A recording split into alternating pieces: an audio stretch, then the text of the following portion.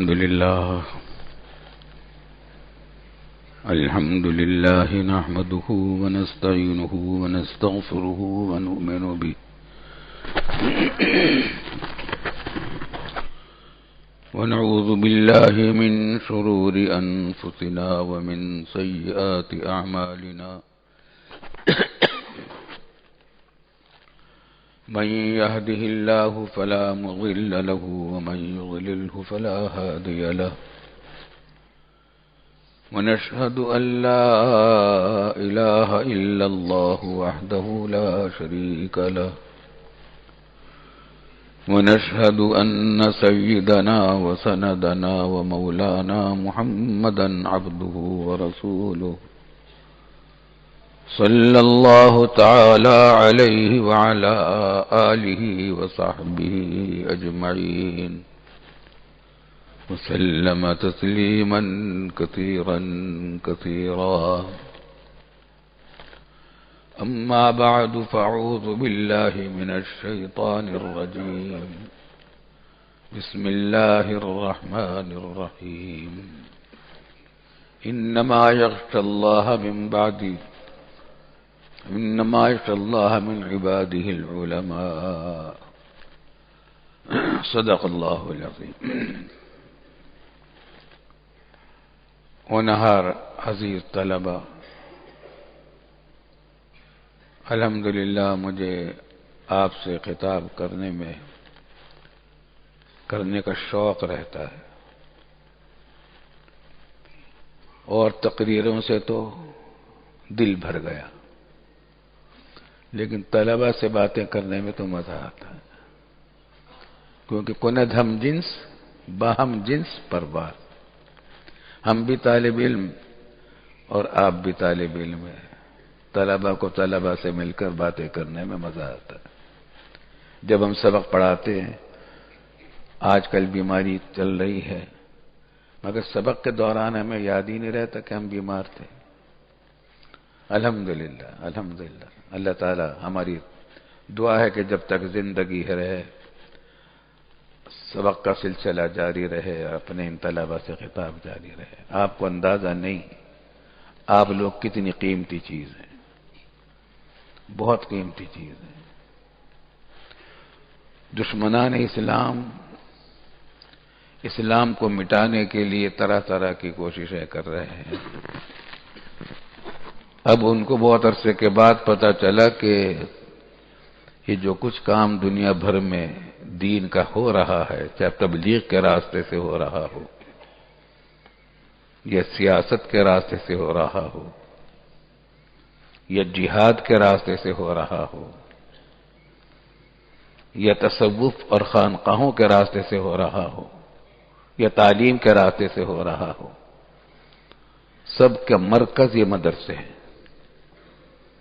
کیونکہ اسلام کی تعلیم یہاں ہو رہی ہے، پورے دین کی تعلیم یہاں ہو رہی ہے، کسی ایک شعبے کی تعلیم نہیں ہو رہی، دین کے تمام شعبوں کی تعلیم ہو رہی ہے۔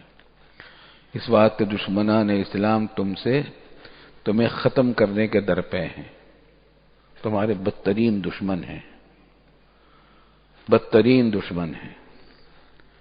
اللہ تعالیٰ ان کے فتنوں سے ہمیں بچائے، یہ دعا کرتے رہنا چاہیے، اللہم انا نعوذ بک من الفتن ما ظہر منها وما بطن۔ اور لیکن انشاءاللہ یہ جماعت ہمارے طلبہ کی، تبلیغی جماعت کے حضرات اور بھی جو دین کے کام کر رہے ہیں مختلف شعبوں میں، کوئی سیاست کے راستے میں اگر اخلاص کے ساتھ کر رہا ہے، کوئی جہاد کے راستے میں اخلاص کے ساتھ کر رہا ہے، کوئی تبلیغ کے راستے میں اخلاص کے ساتھ کر رہا ہے، کوئی خانقاہوں میں اخلاص کے ساتھ کام کر رہا ہے، کوئی تجارت میں اخلاص کے ساتھ کام کر رہا ہے، سرکاری عہدوں میں اخلاص کے ساتھ کام کر رہا ہے، یہ سب ایک طائفہ ہے۔ لا تزال طائفة من امتی ظاہرین علی الحق، حضور صلی اللہ علیہ وسلم نے فرمایا تھا کہ میری امت میں ایک بڑی جماعت حق پر قائم رہے گی، لا یضرهم من خذلهم، وفی روایت من خالفہم، جو ان کی مدد چھوڑ دے گا وہ ان کو نقصان نہیں پہنچا سکے گا، جو ان کی مخالفت کرے گا وہ ان کو مضرت نہیں پہنچا سکے گا، یعنی ان کو ان کے کام سے روک نہیں سکے گا، کام جاری رہے گا۔ الحمدللہ ہمارے مدرسوں میں یہ کام جاری ہے، اور اس میں کہا کرتا ہوں کہ ہمارے طلبہ میں ایک اچھی خاصی تعداد اللہ والوں کی ہوتی ہے، جو صرف اللہ کے لیے اپنی جان وقف کیے ہوئے ہیں کہ رہنا جینا مرنا سب اس دین کے لیے ہے، پڑھنا پڑھانا یہ سب دین کے لیے ہے، اور دین کے جتنے کام ہیں اجتماعی نوعیت کے، ان میں سب سے افضل کام وہ ہے جو اللہ نے آپ کو ہمیں لگایا ہے، علم پڑھنا اور پڑھانا۔ تبلیغ بھی اسی پر موقوف ہے، اگر علم صحیح نہیں ہوگا تو تبلیغ کس چیز کی کریں گے؟ اگر علم نہیں ہوگا صحیح تو جہاد کے بجائے دہشت گردی میں مبتلا ہو جائیں گے، سمجھیں کہ ہم جہاد کر رہے ہوں گے، دہشت گردی جہنم کما رہے ہوں گے۔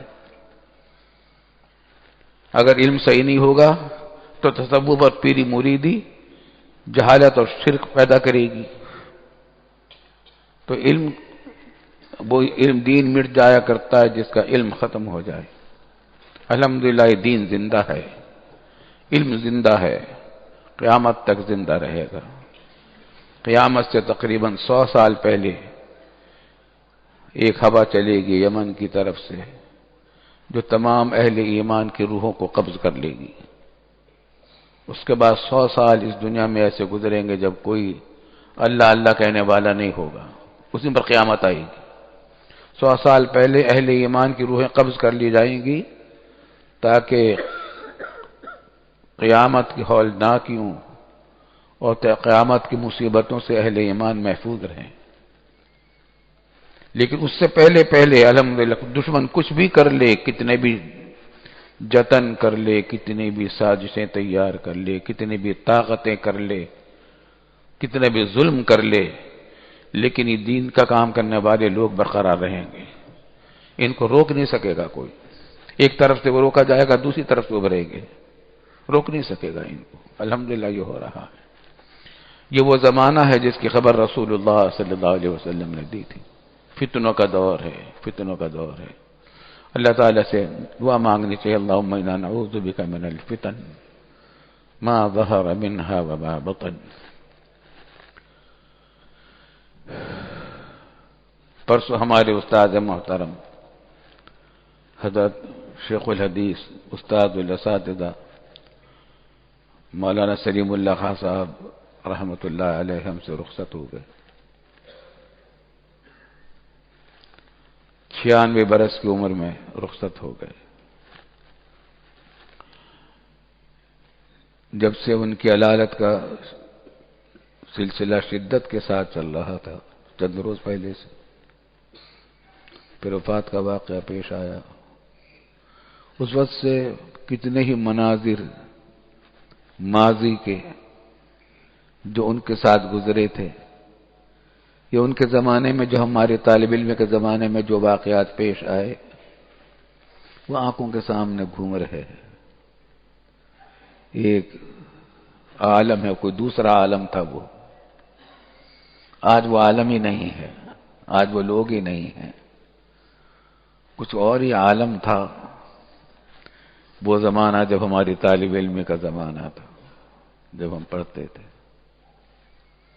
تو حضرت مولانا سلیم اللہ خان صاحب رحمۃ اللہ علیہ کی وفات کے بعد سے بار بار وہ مناظر آنکھوں کے سامنے گھوم جاتے ہیں، ایسے بھی جن میں وہ بھی نظر آتے ہیں، ان کا منظر بھی سامنے آتا ہے، ایسے بھی جن کا ان سے تعلق نہیں ہے لیکن زمانہ وہ یاد آ رہا ہے۔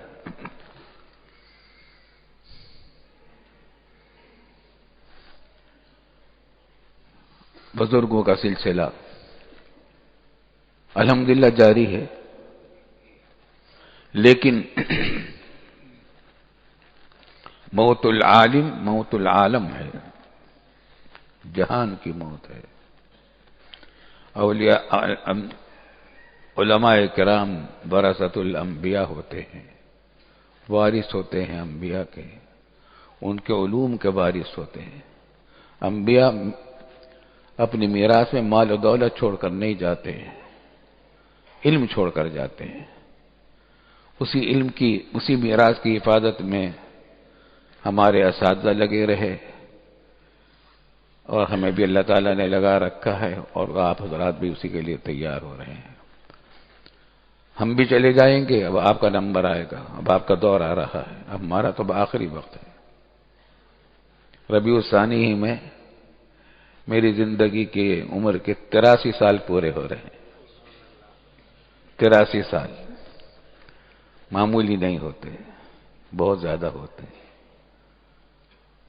تو اب وقت آ رہا ہے، دنیا میں کوئی بھی آتا ہے تو رہنے کے لیے نہیں آتا، جانے کے لیے آتا ہے۔ اب یہ جو ہمارے بزرگ اٹھ گئے، حضرت مولانا عبدالحفیظ صاحب مکی افریقہ گئے ہوئے تھے، وہاں بیان کر رہے تھے، بیان کرتے کرتے انتقال ہو گیا۔ ایک اور بزرگ پاکستان میں اسی دن میں تین علماء کا انتقال ہوا، مشہور علماء کا۔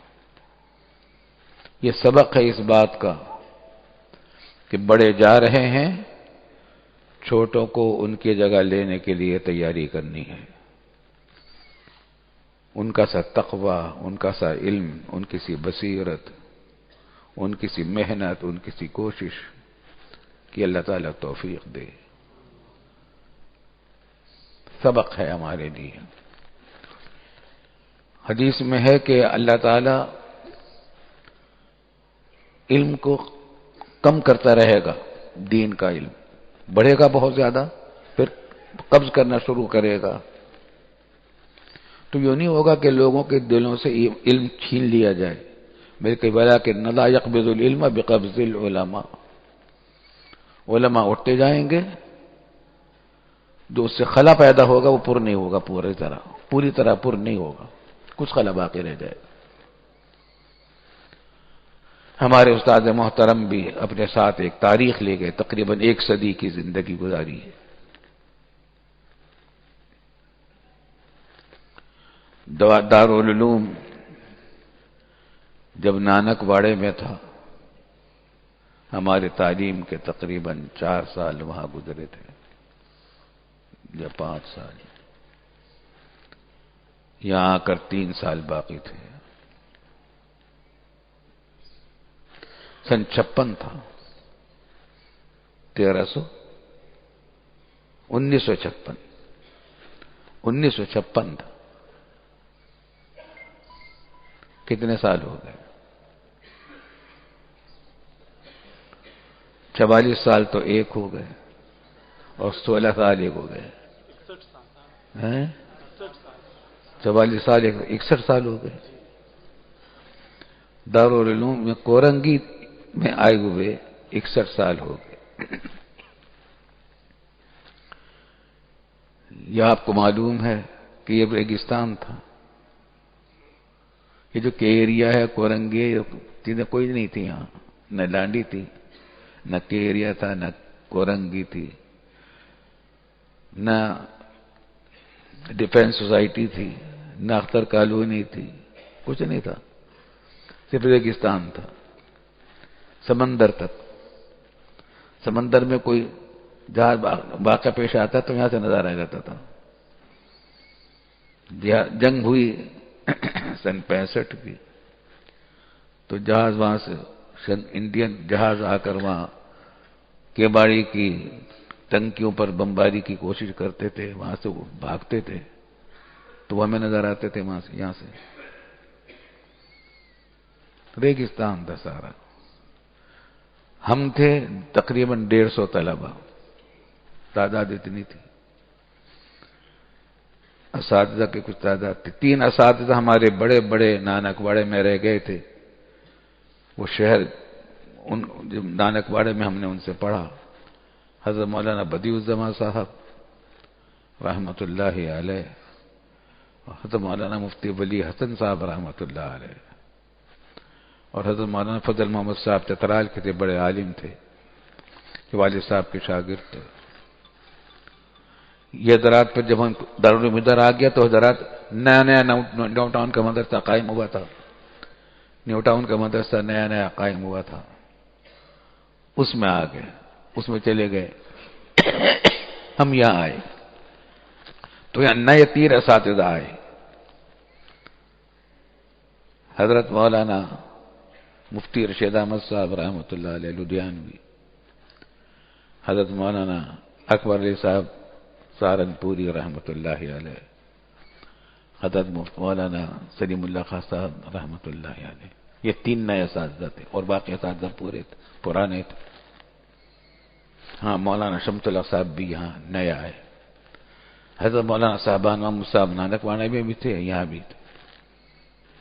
تو حضرت مولانا سلیم اللہ خان صاحب سے یہاں پہلی مرتبہ جو تلمذ کا حاصل ہوا یہ سن 56 تھا، نیا نیا دارالعلوم قائم ہوا تھا۔ ہم شہر کے رہنے والے تھے، کبھی گاؤں گوٹوں میں نہیں رہے تھے، یہ گاؤں تھا، یہاں بجلی بھی نہیں تھی، پنکھے بھی نہیں تھے، لالٹین جلاتے تو اسے ان کے سامنے پڑتے تھے، اس کو سامنے رکھ کر۔ ریت اتنی اڑتی تھی کہ ظہر کی نماز کو جاتے تھے 10 قدم کے فاصلے کی چیز نظر نہیں آتی تھی۔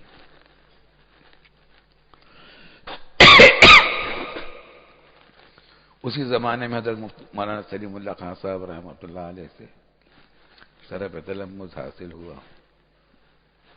یہ دادا اخیرین ان کے پاس ہماری تھی۔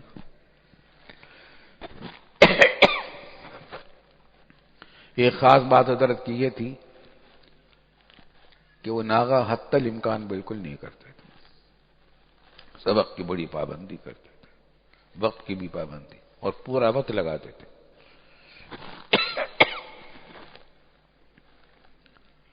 مشکل سے مشکل بات کو اسباق کی جب تک سب ساتھی نہ سمجھ لیں آگے نہیں چلتے تھے۔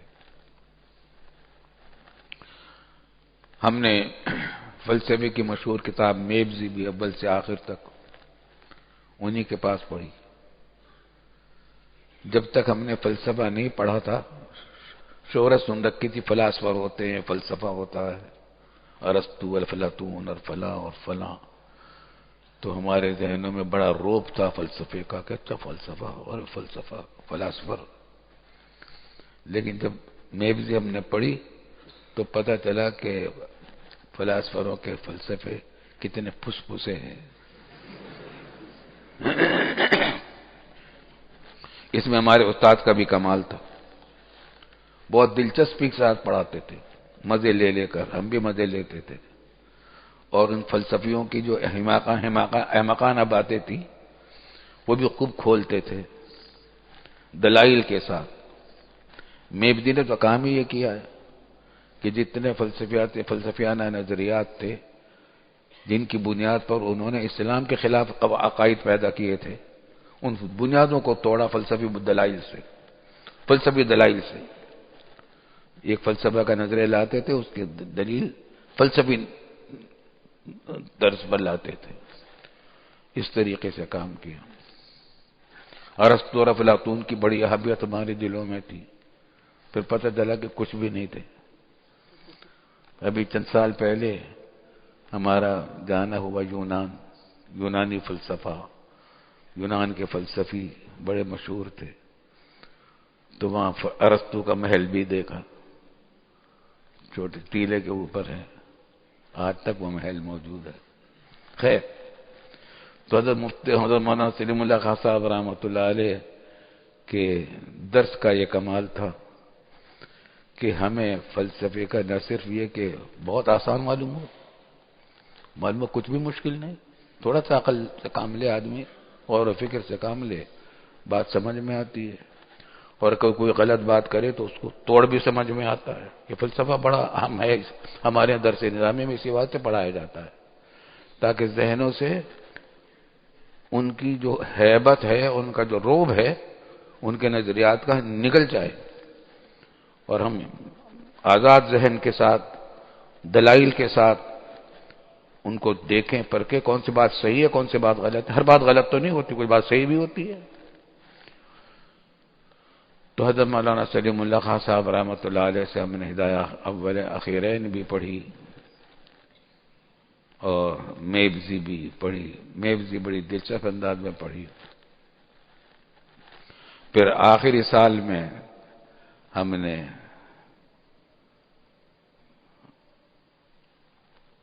جامع ترمذی پڑھی. الحمدللہ حضرت بڑے اہتمام سے سبق پڑھاتے تھے اور ہماری جماعت کے ساتھ کچھ خصوصی محنت کرتے تھے، خصوصی شوق سے.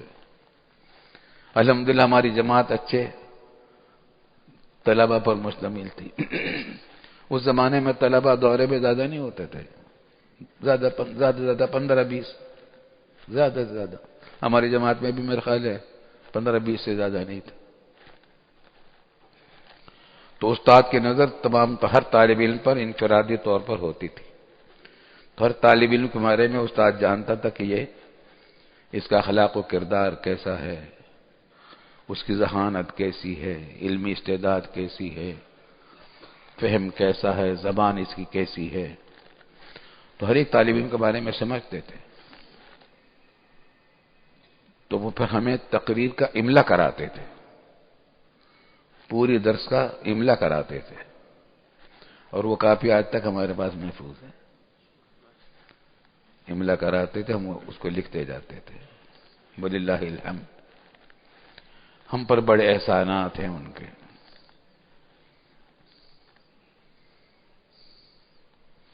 ایک مرتبہ یہ ہوا، دورے کا سال تھا، دن رات کھپے ہوئے تھے ہم لوگ محنت میں، لکھنے پڑھنے میں، اسباق میں. جمعرات کو شام کو ہم کراچی جایا کرتے تھے. کراچی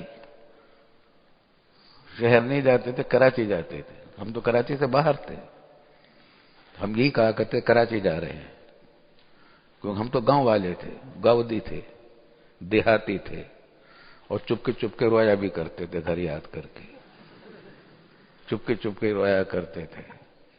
ہماری ایک بھتیجی تھی بہت ہماری لاڈ پیار میں، تو ہمیں یاد آتی تھی تو اس کو یاد کر کے روتے تھے، اپنے والدین کو یاد کر کے روتے تھے. گھر کا کھانا یاد آتا تھا. ہمیں یہاں مطبخ کا کھانا جو ملتا تھا. اچھا طلبہ کی باتیں معلوم ہو جائے نا آپ لوگوں کو، کیسا زمانہ تھا. مطبخ تھا چھوٹا سا، کچا اس کا فرش تھا، کھپریل کی اس کی چھت تھی. اس کا دروازہ مشرق کی سمت میں تھا. جہاں مدرسۃ البنات کی عمارت ہے، قدرت سے پہلے تک یہاں مطبخ تھا. اسی جگہ پر ایک چھوٹا سا 2 کمرے تھے آگے پیچھے، کچے کھپریل کی چھت کے، اور اس میں کھڑکیاں تقریباً نہ ہونے کے برابر تھی. تنور تھا، چولہا تھا، ایک باورچی، 2 باورچی تھے. ایک باورچی کا نام تھا صابر، باقی وہ صابر ہی تھا بیچارہ بہت. تو مطبخ کا دروازہ مشرق کی طرف رکھا گیا تھا قصدن، کیونکہ ادھر رکھتے تو ہوا کے ساتھ ریت اڑتی تھی بے تحاشا، تو سارا ریت بھر جاتی اسی کے اندر. تو ادھر رکھا گیا تھا. وہ کھانا پکاتا تھا پسینہ پسین، اور پسینہ اس کا بہتا بھی رہتا تھا، کھانا پکاتا بھی رہتا تھا. تو وہ تو صابر تھا ہی، اس نے ہمیں بھی صبر سکھا دیا تھا.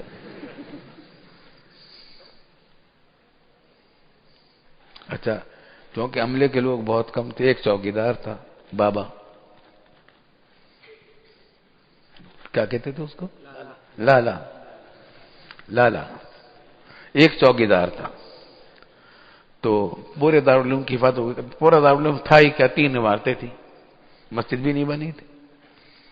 2 عمارتیں دارالطلبہ کی تھی، جن میں سے ایک اب بھی موجود ہے، مدرسۃ بنات میں چلی گئی ہے. اس کا جو کونا ادھر کو نکلا ہوا ہے، اسی کمرے میں ہم رہتے تھے. ایک عمارت درسگاہوں کی تھی، اب وہ مسجد میں آ گئی جگہ. ادھر کی عمارت بھی مسجد میں آ گئی ہے. رات کو سردیوں میں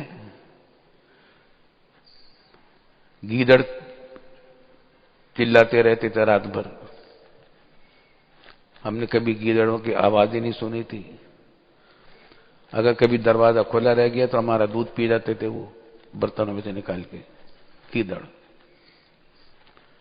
اور پانی گاؤں سے آتا تھا اونٹ گاڑی پر، بڑے سے ٹینک تھا اس میں سے طلبہ بالٹیوں میں اپنے برتنوں میں سراہی میں پانی بھر لیتے تھے، کیونکہ دارالعلوم کا جو کنواں تھا پانی اس میں کھارا تھا. ایک ہی کنواں تھا اس وقت. گاؤں کا کنویں میں کھارا پن کم تھا، کھارا وہ بھی تھا لیکن زیادہ کھارا نہیں تھا. وہی پیتے تھے، اسی سے کھاتے پیتے تھے. لیکن جب روٹی پکتی تھی تو اس آٹے میں کتنی مٹی شامل ہو چکی ہوتی تھی. جب روٹی کھاتے تھے تو کچ کچ کی آوازیں آتی تھی. مگر 2 نان پورے کھا لیتے تھے دوپہر کے وقت میں، اور 2 نان رات کو کھاتے تھے، 1 نان صبح کو ناشتے میں کھاتے تھے. ناشتے میں نان ملتا تھا، تھوڑا سا گھی لگا ہوا، برائے نہ گھی کی تہمت لگی ہوئی ہوتی تھی اس پر. تو چائے کے ساتھ وہ لے لیتے تھے، چائے خود بناتے تھے. مگر چونکہ محنت کرتے تھے نا، جسمانی محنت، عصر سے مغرب تک کھیلتے تھے، دوڑتے تھے. ایک زمانے ہمیں گھوڑی مل گئی تھی تو گھوڑی پر دوڑایا کرتے تھے. گاؤں کے کچھ لوگوں نے ہمیں گھوڑی دے دی تھی. ہم نے کہا جہاد کے لیے تیاری کرنی چاہیے. تو جسمانی محنت کرتے تھے اور بھوک لگتی تو خوب. ایک وقت شوربہ، ایک وقت دال، تیسری چیز نہیں. دعوتیں تھوڑی آتی تھیں اس زمانے میں وہاں باہر سے، اور محتاب تھوڑی تھا اس زمانے میں پکا انتظام. تو صابر تھا بیچارہ، تو اس کا پسینہ بھی ٹپکتا رہتا تھا، وہ کھانا بھی پکاتا رہتا تھا. شروع میں ہمارے یہاں ناظم میں تعمیرات تھے مولوی عبدالرحمان، اللہ تعالیٰ ان کی مغفرت کرے. اس زمانے کی جتنی تعمیرات ہوئی ہیں وہی انہی کی محنت لگی ہوئی ہے. وہ اپنی بچوں کے ساتھ یہاں تھے. اچھا، ان کا بھی قصہ تھا عجیب و غریب. وہ نانک واڑے میں پڑھنے کے لیے آئے اور انہوں نے موقف علیہ کی تعلیم یہاں حاصل کرنے لگے. دورہ ہونے والا تھا، ابھی دارالعلوم یہاں بنا نہیں تھا، نانک واڑے میں تعلیم تھی. تو ناظم صاحب نے، جو ہمارے دارالعلوم کے ناظم اعلی اول تھے، مولانا نور احمد صاحب، ہمارے بہنوئی بھی تھے، انہوں نے کہا کہ دیکھو تم ایسا کرو، ہمیں وہاں تعمیرات کی ضرورت ہے، دورہ کسی اور سال میں کر لینا. اس سال تم چھٹی کر لو اور تم جا کر وہاں تعمیرات کو دیکھو. تعمیرات کو جانتے نہیں تھے، مگر دیکھ لو جا کے، تعمیرات کا کام ہو رہا ہے تم دیکھا کرو، اور تمہاری شادی ہم کرا دیتے ہیں. تو تم اپنی بیوی کے ساتھ وہاں رہنا. چنانچہ برمی مہاجرین آنے شروع ہوئے تھے اس زمانے میں کچھ، تو ایک برمی خاتون سے شاید شادی کرا دی تھی ان کی. وہ بھی بڑے مزے میں تھے یہاں، کیونکہ وہ اکیلے اور وہ میاں بیوی بس، اور کوئی نہیں تھا. تعمیرات ہو رہی ہے، ایک چھوٹا سا مکان، پرانا مکان تھا ملا ہوا، کچا سا. اب جب دارالعلوم منتقل ہو گیا تو حضرت مولانا صاحبان محمود صاحب رحمۃ اللہ علیہ کا گھر بھی ادھر منتقل ہو گیا. پھر مولانا سلیم اللہ خان صاحب رحمۃ اللہ علیہ کا مکان بھی یہی ہو گیا. جہاں آج کل شمیم ہے جس مکان میں، وہ مکان تقریباً مولانا سلیم اللہ خان صاحب کا تھا.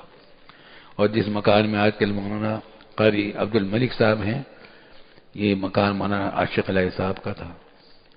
اور جس مکان میں آج کل یہ تنویر صاحب ہیں، اس کا کچھ حصے میں مفتی رشید احمد صاحب رحمۃ اللہ علیہ ہوتے تھے. چھوٹے چھوٹے مکانات تھے، کچے کچے. تو خیر،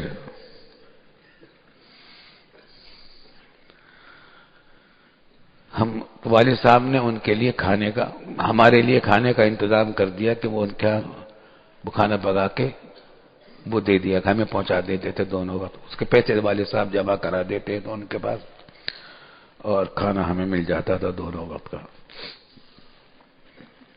ہم ایک دن جمعہ کی چھٹی میں گئے ہوئے تھے گھر، کراچی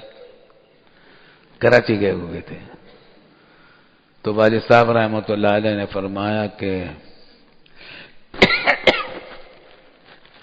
میں تم دونوں بھائیوں کے کھانے کا انتظام میں اگر کوئی خرچ کرنا پڑے، الحمدللہ میرے پاس اتنی گنجائش ہے کہ میں انتظام کر سکتا ہوں، اچھے سے اچھا سامان میں وہاں رکھوا سکتا ہوں، کسی باورچی کو تمہارے لیے ملازم بھی رکھ سکتا ہوں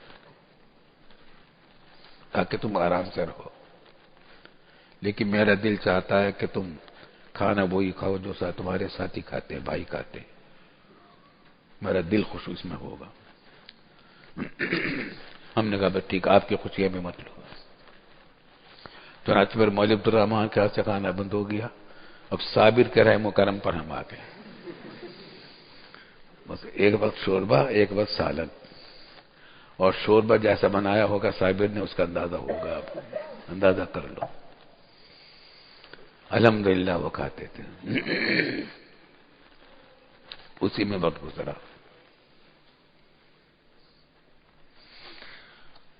ایک وقت واقعہ یاد آ گیا، دورے کے سال کا ہم سنانے لگے تھے آپ کو، سہمائی امتحان تھا یا ششماہی یا سالانہ، یاد نہیں، امتحان آ گئے۔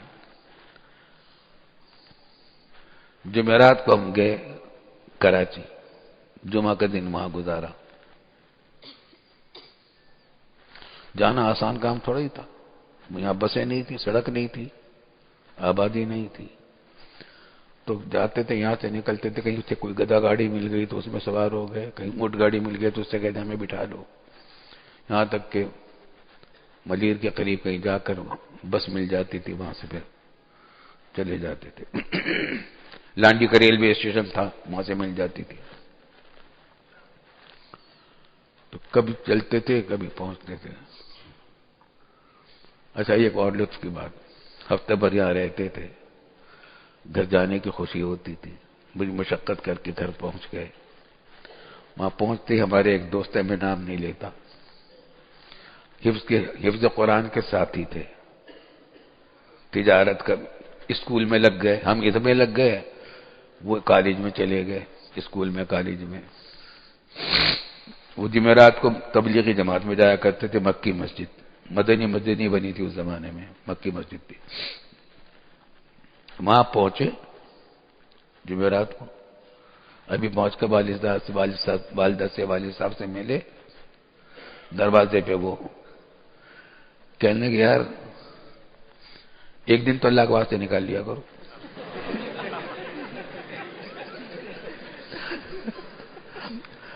اللہ کے راستے میں چلو ایک دن کے لیے۔ تو میں نے کہا بھائی مجھے موقع نہیں ہے، ابھی تم آئے ہیں وہاں سے ہفتے کے بعد، تو اگلی جمعرات کو پھر درآمد۔ تو پھر میں نے ایک دن کی خبر لی اچھی طرح، میں نے کہا تم ہفتے بھر گھر میں رہتے ہو، مزے سے کھاتے پیتے ہو، اور ہفتے میں ایک رات چند گھنٹوں کے لیے مکی مسجد چلے جاتے، وہ تو اللہ کا راستہ ہے، اور ہم پورا ہفتہ وہاں گزار کر آتے، دن رات محنت کر کے کھپا کے، وہ اللہ کا راستہ نہیں ہے۔ تو خیر ان کو تنبیہ ہو گئی، اس کے بعد سے انہوں نے مجھے اللہ کے راستے کی دعوت نہیں دی۔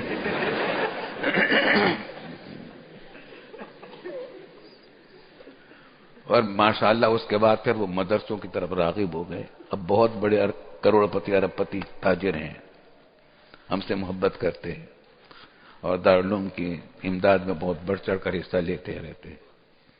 ان کو فکر ہو، سمجھ میں آ گئی کہ اللہ کا راستہ کوئی اور بھی ہے، وہ سمجھتے تھے ایک راستہ ہے، ریمنڈ سے ہو کر جاتا ہے وہ،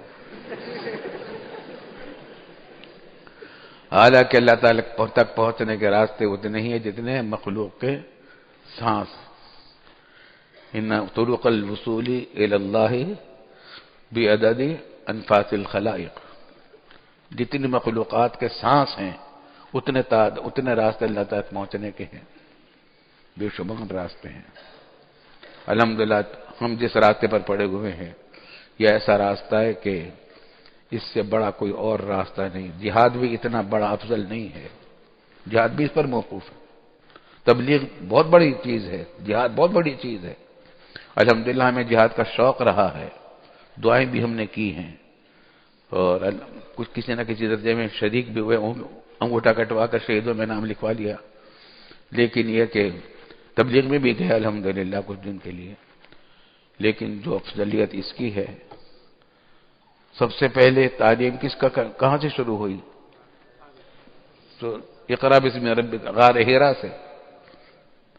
سب سے پہلی وہی کیا؟ اقرا.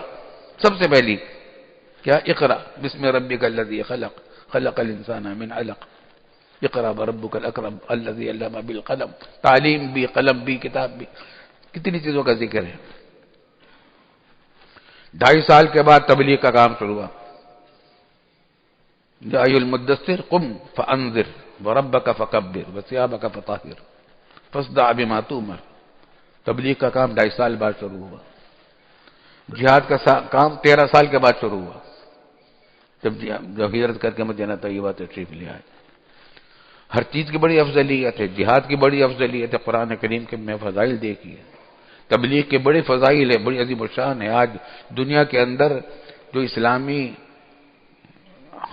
احیا نظر آ رہا ہے، اس میں بہت بڑا حصہ تبلیغی جماعت کا ہے. یہ خاموش انقلاب اللہ کے فضل و کرم سے تبلیغی جماعت کے راستے سے آ رہا ہے. بہت بڑا مبارک کام ہے. لیکن ان سب چیزوں کی بنیاد مدرسے ہیں. جب تک علم نہیں ہوگا تو نہ تبلیغ ہوگی نہ جہاد ہوگا. تو خیر، اس دن سے انہوں نے تو دعوت دینی چھوڑ دی تھی. ہم کراچی پہنچے، وہ امتحان کا ہم بتا رہے تھے قصہ. امتحان تھا دورے کا، میں سہمائی یا ششمائی یا سالانہ. ہفتے کے دن ہمارا ترمذی کا پرچہ ہونے والا تھا. ہم جمعرات کو گھر پہنچے، جمعہ کا دن وہاں گزارا. جمعہ کی نماز کے بعد ہم نے کھانا کھایا، اور کھانا کھا کر ہم نے تیاری شروع کی چلنے کی. تو ہماری والدہ فرمانے لگیں کہ بیٹا، میں نے تو تمہارے لیے رات کے بعد فلاں چیز پکائی ہے، بڑے شوق سے پکائی ہے. سمجھ میں آواز آ رہی ہے ہماری؟ کھانا کھا کر جانا. ہم نے کہا کھانا کھا کر تو پہنچ ہی نہیں سکتے، رات کو وہاں پہنچ ہی نہیں سکتے. کہتا تم سویرے چلے جانا، کل صبح کو میں اٹھا دوں گی، تہجد کے بعد اٹھا دوں گی، تم چلے جانا. ہم نے کہا اس وقت بس نہیں ملتی، کوئی راستہ نہیں ہے، اور ہمارا امتحان ہے پرسوں کو، کل کو صبح. ترمذی کا پرچہ تھا.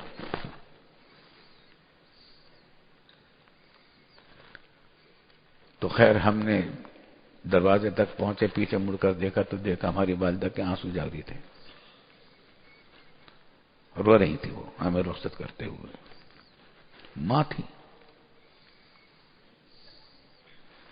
دل پر بہت اثر ہوا کہ ماں کو روتا چھوڑ کر آئے ہیں ہم. خیر وہاں سے بس ملی، لی مارکیٹ پہنچ گئے. وہاں سے ایک بس چلتی تھی 52 نمبر، یہ گاؤں والوں کی تھی، شرابی گاؤں والوں کی بس تھی. 52 نمبر لی مارکیٹ سے چلتی تھی، 5 بجے چلتی تھی. لسبیلا چوک پر ہم رہتے تھے. تو وہاں سے بس میں ہم پہنچے، میں اور مولانا تقی صاحب، ہم دونوں بھائی. وہاں جو پہنچے تو جا کر دیکھا کہ وہ ہماری بس روانہ ہو گئی. ہم نے خود دیکھا جا رہی ہے. ہاں تو روکنے چاہیے، روکے نہیں، کیونکہ نیچے سے اوپر تک سب آدمی بھرے ہوئے تھے، اس میں چھت پہ بھی لوگ تھے. نہیں روکی انہوں نے. اب بڑی پریشانی ہوئی، کیسے پہنچے. تو پھر ہمیں معلوم تھا کہ اب کوئی لانڈی کالونی کی تعمیر شروع ہو گئی تھی اس زمانے میں، دورے کے سال میں لانڈی کالونی کی تعمیرات شروع ہو گئی تھی. کچھ کچے پکے مکانات بننے لگے تھے لانڈی اسٹیشن کے ساتھ. تو ایک بس جانے لگی تھی صدر کے راستے سے، اور ادھر یہ کچے راستے سے چل کر یہاں لانڈی تک آتی تھی. سارا ریگستان تھا یہ. ہم نے کہا یہ اس بس میں ہم بیٹھ جائیں گے. چنانچہ ہم نے عصر مغرب کی نماز یہاں پڑھی امپیریس مارکیٹ کے قریب کی مسجد میں، پھر لائن میں لگ گئے بس میں جا کر، اور بالآخر ہمیں لائن میں جگہ مل گئی، بس میں بیٹھ گئے. مغرب کی نماز ہو چکی تھی. بس روانہ ہو گئے، ہم بھی خوش ہو گئے.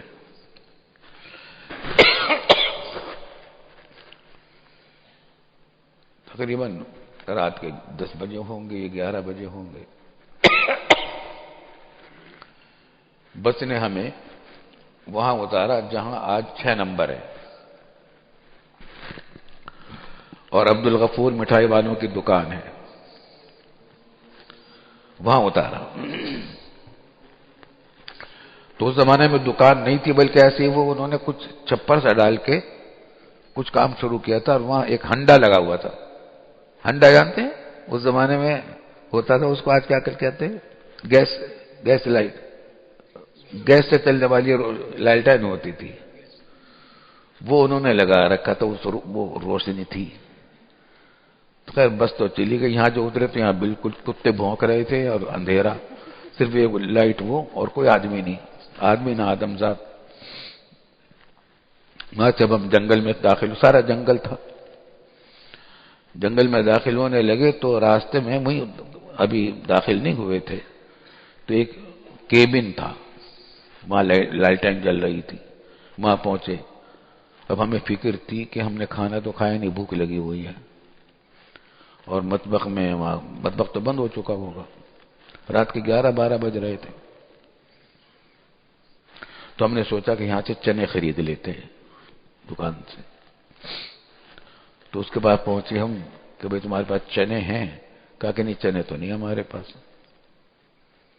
پتہ نہیں اور کیا چیزیں تھیں ان کے پاس، وہ کھانے پینے کی چیزیں نہیں تھیں. ہم جنگل میں داخل ہو گئے پیدل یہاں آنے کے لیے. وہاں سے دارالعلوم کی روشنی بھی نظر آتی تھی، لائٹیں روشنی نظر آتی تھی 6 نمبر سے.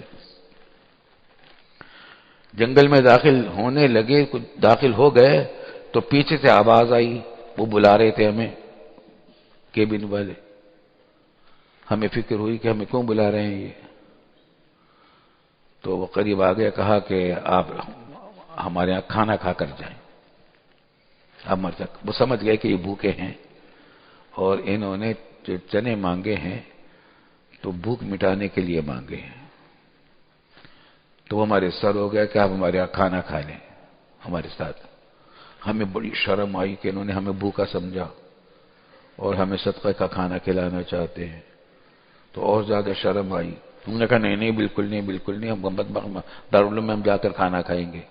کہلے کہ صاحب وہاں نہیں کھانا ملے گا اب آپ کو، ہمیں تو معلوم ہے دارالعلوم میں اس وقت دیکھیں، آپ دیکھیں وہاں لائٹیں سب بند ہو چکی، صرف ایک لائٹ چل رہی ہے. میں نے کہا نہیں، وہ چوکیدار ہوتا ہے، لالا ہوتا تھا وہ، تو اس سے دوستی تھی. مگر اس دن خیر ہم نے نہیں لیا، کھایا نہیں کھایا. لالا بھی سو چکا تھا. داخل ہوئے، کھیت تھے، کھیتوں کو پار کر کے یہاں پہنچے. 4 دیواری تھوڑا ہی تھی دارالعلوم کی، 3 عمارتیں تھے. آ کے اپنے اس زمانے میں کمرہ دوسرا تھا ہمارا، ادھر تھا جہاں مولانا شریف تقی صاحب کا مکان ہے، اور چھوٹا سا ایک کمرہ تھا. وہاں جا کر بھوکے سو گئے. والدہ کو روتا چھوڑ کر آئے تھے. اچھا، بھوکے سوئے تھے، نماز پڑھ کے سو گئے. گہری نیند ایسی آئی کہ آنکھ کھلی تو امتحانی گھنٹہ بج رہا تھا، ٹن ٹن ٹن ٹن. امتحان کا پرچہ شروع ہوتا تھا 8 بجے، 7:45 بجے گھنٹہ بجتا تھا تاکہ امتحان گاہ میں جمع ہو جائے. یا ارحم الراحمین، کیا ہوگا. جلدی جلدی وضو کر کے نماز پڑھی اور امتحان گاہ میں پہنچ گئے. نہ رات کا کھانا کھایا تھا، اب ناشتہ بھی نہیں، ناشتہ بھی غائب. ترمذی کا پرچہ تھا، حضرت مولانا سلیم اللہ خان صاحب نگراں تھے. نگرانی وہ کر رہے تھے. ہمیں وہ واقعہ جو یاد آیا اس وجہ سے یاد آ رہا ہے. ترمذی پڑھی بھی ہم نے انہی سے تھی، نگرانی بھی وہی فرما رہے تھے. اس زمانے میں ایسا ہی ہوتا تھا. چنانچہ وہ عمارت تو اب ختم ہو گئی، یہاں تھی ایسی عمارت تھی جیسی وہ ہے ایسی یہاں تھی. ہم نے پرچہ لکھنا شروع کیا. اللہ کے فضل و کرم سے ہم نے محنت بہت کی تھی، بہت محنت کی تھی، بہت محنت کی تھی پڑھنے میں. بہت کم سوتے تھے، بس پڑھتے ہی پڑھتے رہتے تھے صبح سے لے کر رات تک، رات کو 2 بجے تک. اب جب وہاں پہنچے تو انہماک ایسا ہوا کہ نہ بھوک یاد رہی نہ چائے یاد رہی، اور لکھنا شروع کر دیا.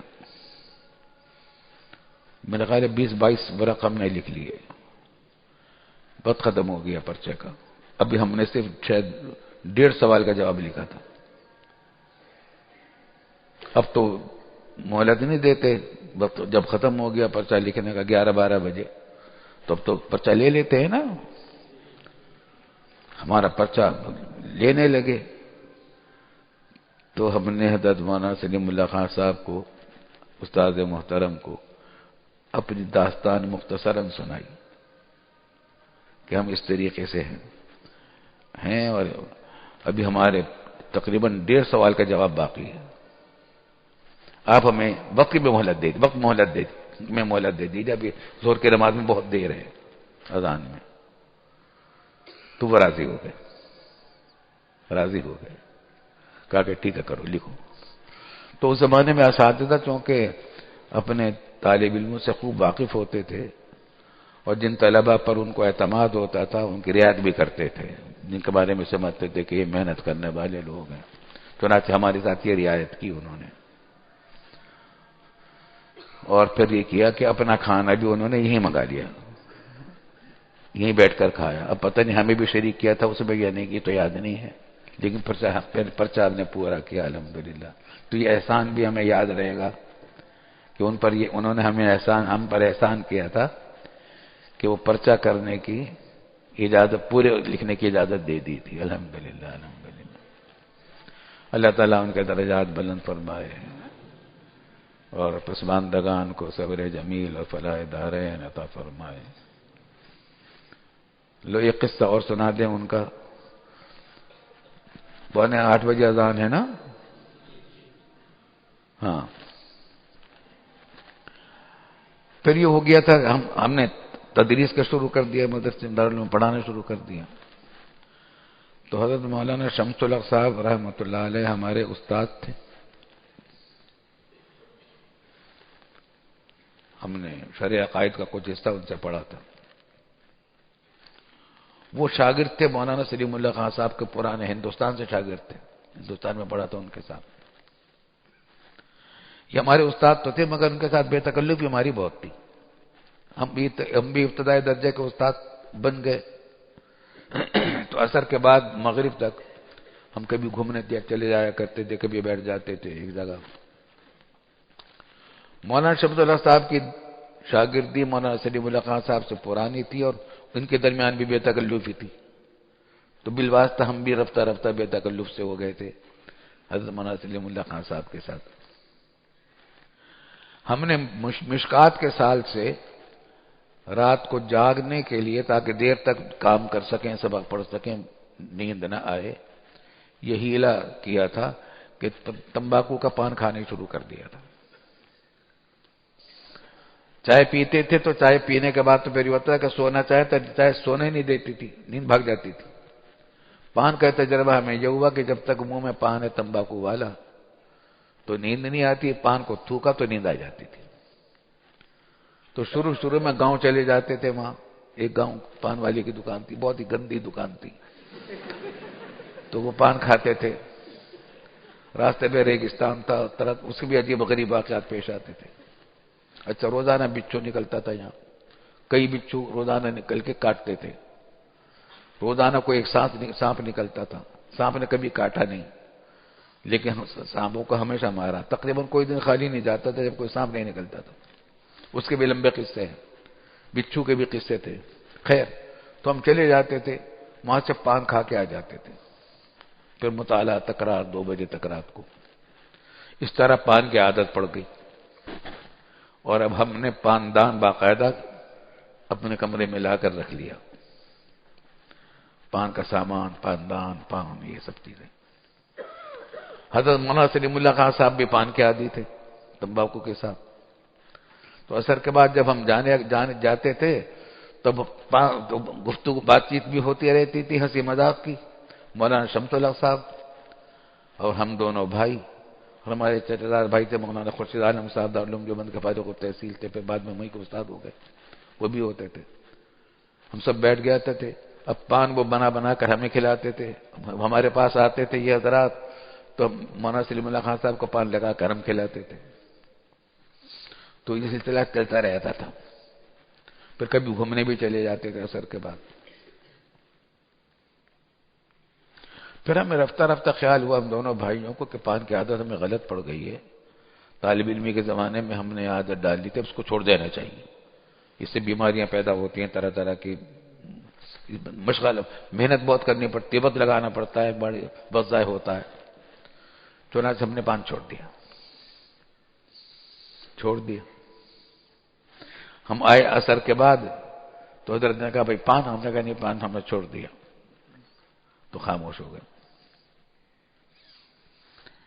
اگلے دن پھر ہم آئے تو کہا بھائی پان، ہم نے کہا نہیں پان ہم نے چھوڑ دیا. خاموش ہو گئے. ایک مرتبہ وہ ہمارے یہاں تشریف لائے تو ہم پان چھوڑ چکے تھے، تو یہاں پان نہیں ملا ان کو. پھر اگلے دن پھر 3-4 دن گزر گئے، ہم پہنچے بھائی پان کھاؤ گے؟ ہم نے کہا نہیں. ایک دن انہوں نے ہم سے پوچھا نہیں اور پان لگاتے رہے.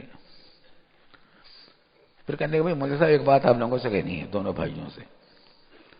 دیکھو ہماری کوئی عیاشی نہیں ہے.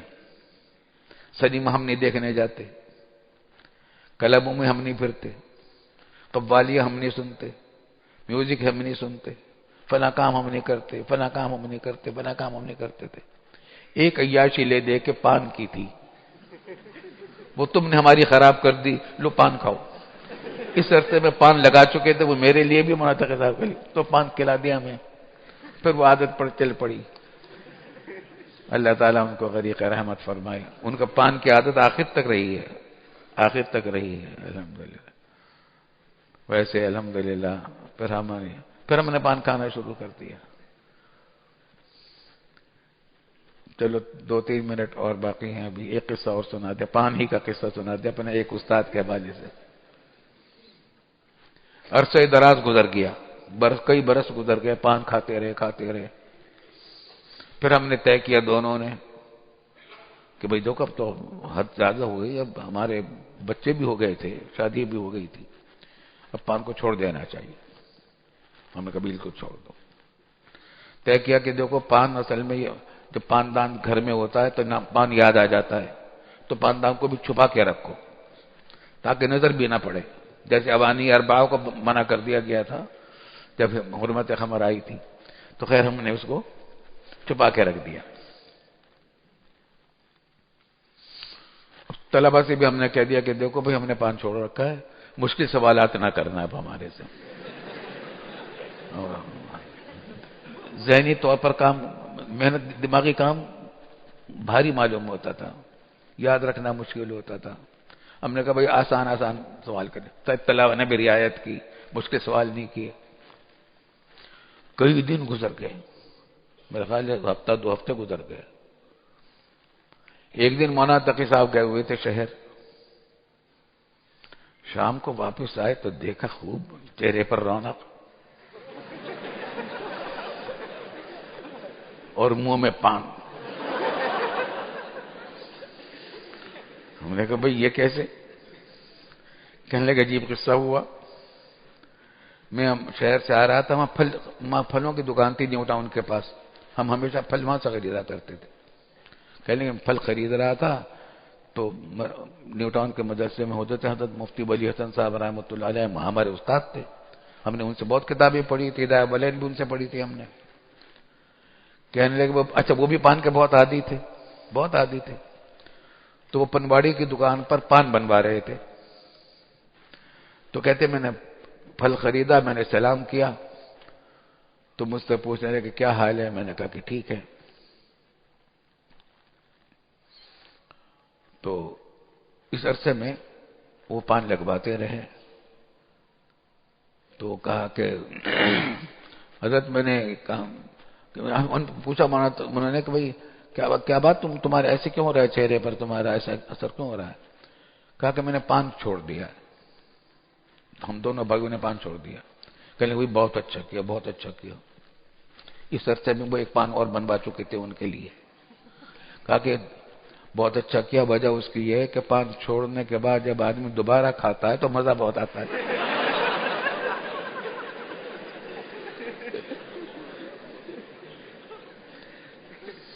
چنانچہ پھر وہ منہ میں پان لے کر آ گئے تھے۔ پھر عادت ہماری اسی طریقے سے چلتی گئی ہے، مگر اب ہم نے کئی سال سے باقی چھوڑ دیا ہے۔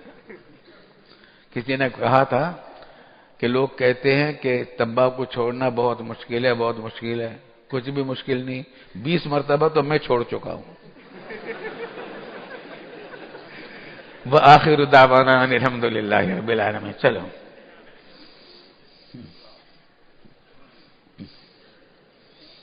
اللہ اکبر، اذان ہو گیا، اذان کا وقت ہو گیا۔ بس بھائی، فی امان اللہ۔